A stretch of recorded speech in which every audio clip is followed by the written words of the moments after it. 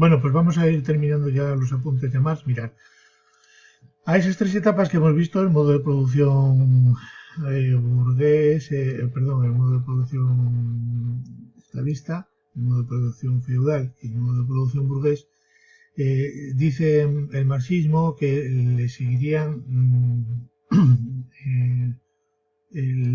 detrás digamos, del modo de producción burgués, cuando el conflicto entre la clase proletaria y la clase burguesa se lleve digamos, al estallido y a la revolución, pues conducirá inevitablemente pues, el propio desarrollo interno de ese conflicto, por el propio desarrollo de las fuerzas productivas y por el propio desarrollo de las capacidades de producción del trabajo, gracias a la introducción, entre otras cosas, dice más, de la propia ciencia como una fuerza productiva, según el planteamiento marxista, porque el burgués va siempre a invertir todo lo máximo posible para desarrollar la producción y abaratar costes y evitar gastos y por lo tanto también, digamos, conducirle inevitablemente a la investigación hasta el punto, pues eso, el desarrollo de la robótica y demás. Es decir, todo eso que va a facilitar o que va a conseguir que se alcance un desarrollo inusitado de las fuerzas productivas, eh, incluso apartando al propio obrero de su condición de su condición de proletario, precisamente porque va a aumentar las filas del paro, gracias precisamente, entre otras cosas, al desarrollo de las máquinas. De ahí precisamente hubo, ya sabéis, en el siglo XIX un movimiento muy famoso, el ludismo, los luditas, que luchaban contra las máquinas precisamente porque consideraban que les quitaban el trabajo. Claro, el marxismo decía a esto, no es que las máquinas te quiten el trabajo, es que son las relaciones de producción capitalista las que hacen que la máquina te convierta a ti en carne del paro, ¿no? Es decir, verdaderamente eso lo que exige es una revolución y una transformación de las condiciones materiales de existencia del modo de producción y una revolución social. Entonces, a esa sociedad que se espera más allá digamos, de la etapa burguesa sería la sociedad sin clases, que sería el socialismo, en el que el ideal de la igualdad económica, no solo formal, se cumplirá plenamente, que es la sociedad comunista, en la que habrían desaparecido efectivamente los estados, porque los estados serían propios de la forma social burguesa que gusta de enfrentar a los obreros entre sí para defender los intereses que ellos no tienen en realidad. Efectivamente, los obreros se enfrentan entre sí para defender los intereses de la clase explotadora burguesa, según el pensamiento marxista. Entonces, una sociedad sin clases ni Estado que habrá que alcanzar mediante un proceso revolucionario y que seguirá el siguiente esquema. Primero, conciencia de las contradicciones por parte de los trabajadores. La clase proletaria hace la revolución y elimina la propiedad privada. Esto solo se consigue durante un proceso que se llama la dictadura del proletariado. Se hace la revolución, se echa abajo el poder burgués, por así decir, y se utiliza la propia estructura del Estado para imponer la dictadura del proletariado. Porque claro, el proletariado no es una clase entre otras, es la clase universal porque es la clase que no tiene, digamos, por así decir, ningún interés personal particular, porque son los desarraigados de la sociedad.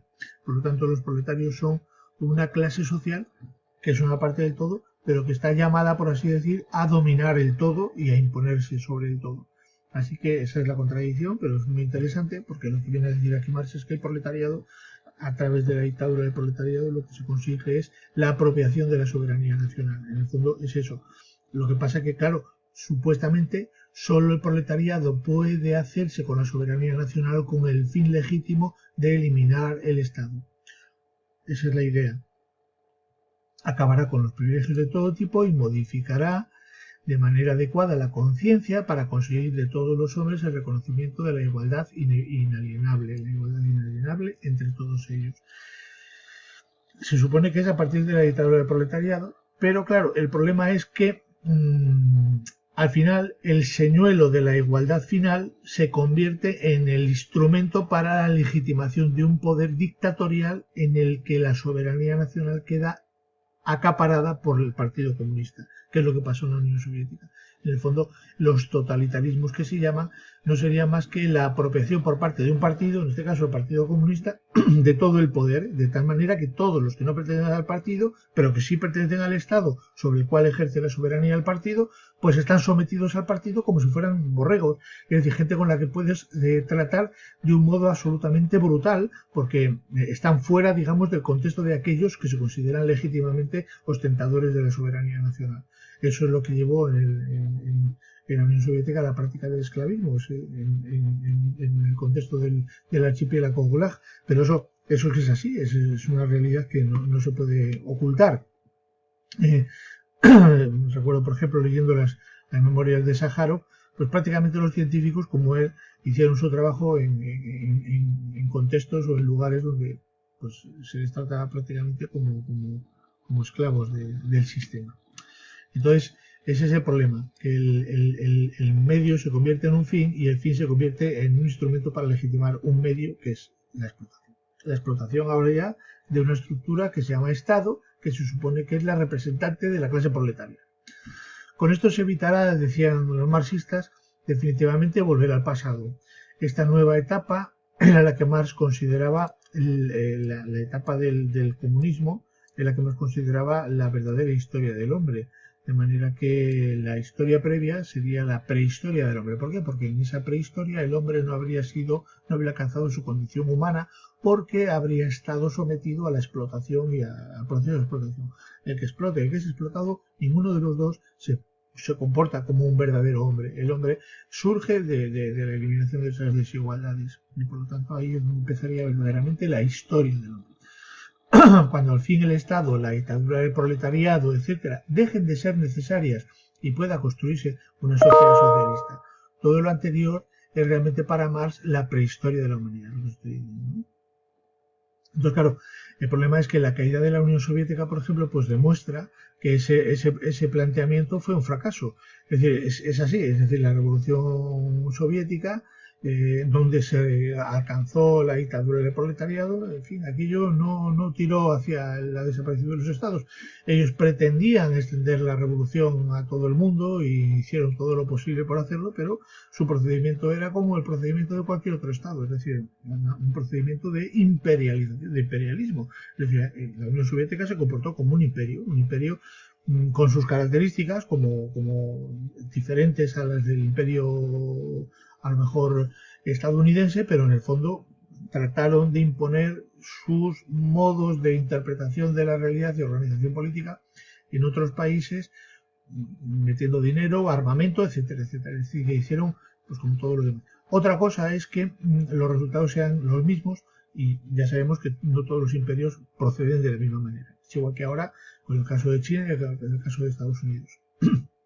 Estados Unidos lleva ejerciendo su imperio durante unos cuantos años a base de tortazo limpio, utilizando la guerra y la violencia, las armas, destruyendo países enteros, y sin embargo, pues China también está ejerciendo su imperio, pero parece que sus objetivos y sus planteamientos son un poco diferentes a los que está utilizando Estados Unidos. Y en ese conflicto de imperios, pues evidentemente, pues a ver lo que sale. No lo sabemos. Bueno, está. La obra de Marx inspira movimientos revolucionarios a lo largo del siglo XIX y del siglo XX, poniendo en evidencia las injusticias sociales e históricas que son necesariamente denunciables y que, gracias a sus análisis, pudieron ser analizadas y estudiadas en todos los detalles, y transformando la conciencia general hacia una mayor sensibilidad a los problemas sociales y políticos. Eso no se puede discutir. De hecho, hasta en el campo de la reflexión sobre la influencia de la tecnología y la producción en la calidad de vida de los hombres, algo que hoy suele interpretarse desde la perspectiva de movimientos ecologistas, etc., el marxismo jugó un papel esencial para analizar todo eso, entre otras cosas porque fueron los que digamos, sistemáticamente utilizaron la idea del uso de la ciencia como fuerza productiva, etcétera, pero también la idea de la planificación del Estado, como hicieron en la Unión Soviética. Bien. Y el materialismo instaurado a escala filosófica dará también resultados importantísimos. De hecho, puede decirse, algo que por otra parte es bastante obvio, que la filosofía del siglo XX se ha desarrollado siempre teniendo como referencia el último grito de la supuesta capacidad emancipatoria de la razón. Claro, en el fondo, verdaderamente lo que el marxismo consideraba era que el análisis racional de la realidad histórica nos permitiría una transformación, pero esa transformación, ¿por qué? ¿Con qué objetivo? Con el objetivo de liberar al hombre.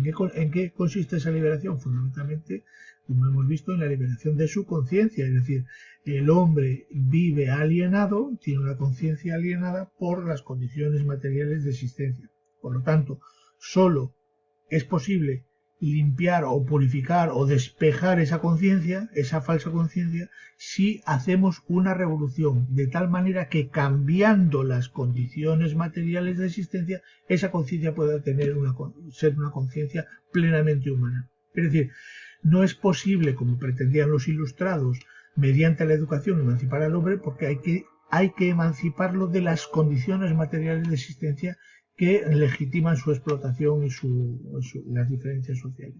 Así que el marxismo es una filosofía que desemboca inevitablemente en un proyecto revolucionario, porque ese proyecto revolucionario de transformación de la realidad es el mecanismo, el método de emancipación de la conciencia y la posibilidad misma de alcanzar la verdad, por así decir, la verdad científica o lo que sea. Es decir, aquello que hemos estado viendo en el racionalismo, aquellos planteamientos de cómo alcanzar o legitimar o fundamentar el conocimiento verdadero, aquello que encontramos en Descartes, en Hume, en Kant, los sintéticos a priori, todo aquel rollo. Es decir, esa búsqueda de fundamentación de un conocimiento científico, el marxismo se convierte en un proceso, en un proyecto revolucionario, porque solo cuando transformemos las condiciones materiales de existencia será posible construir una conciencia verdaderamente no ofuscada, no manipulada, no tergiversada por ningún prejuicio y por lo tanto esa conciencia podrá construir un conocimiento verdadero. Así que fijaros, es un planteamiento muy interesante. El último ideal de la raza universal, con todos los problemas que nos ha enseñado y obligado a plantear, que pide a gritos su superación, por supuesto, como hemos visto también, superación e incorporación, porque sus ideales son evidentemente, y lo seguirán siendo, los ideales de cualquier persona consciente y moral, es decir, los ideales de igualdad, justicia, etcétera, esos son ideales que absolutamente no se pueden discutir. Ahora bien, ¿es posible que esos ideales se alcancen mediante el proceso revolucionario y mediante la instauración de la dictadura del proletariado? Pues se ha visto claramente que eso es una absoluta locura. Es decir, el intento de apropiarse, es decir, el intento de hacer la revolución, emancipar al hombre y eliminar a los estados, lo único que ha conducido es a la instauración de estados fortísimos, donde un partido político se hace con la ostentación del poder, y lo que demuestra es que la soberanía nacional de los estados no es ni ha sido nunca ni puede ser de dominio de un solo partido. Y cuando lo es, sea un partido, digamos, de izquierdas o un partido de derechas, se convierte en una dictadura. La única manera de evitar esas dictaduras es que ese conflicto entre partidos esté regulado. Esa regulación del conflicto entre partidos es la que pues expresa, digamos, el juego de la democracia. Pero solo se puede hacer en el contexto de un Estado, porque los hombres sin Estado son simplemente pues seres, digamos, no pueden ser libres absolutamente. Es decir, aquí lo tenemos claro, vemos a los inmigrantes cruzando fronteras, etcétera, que pasan a lugares, a territorios donde van a perder completamente su condición de ciudadano. Por lo tanto, la idea de ciudadanía, que es la que garantiza también la legitimidad de la defensa de los intereses y el conflicto de intereses mutuos, pues solo se puede dar en el contexto del Estado, y el Estado democrático es el único que regula y que garantiza que la soberanía nacional no se convierte o no pasa a ser propiedad de un solo partido. Eso es muy interesante, pero bueno, son cuestiones ya completamente secundarias con relación al marxismo. Mira, esta foto es la tumba de Marx en el cementerio de Highgate en Londres, un lugar donde yo he estado, que es pues un lugar mítico. Aquí está cerca también la tumba de Spencer, uno de los evolucionistas, y también uno de los que instauró pues, la doctrina del spencerismo, el darwinismo social. Interesante. Bueno, pues nada, con esto terminamos Marx y espero que estas reflexiones que hemos hecho os resulten interesantes.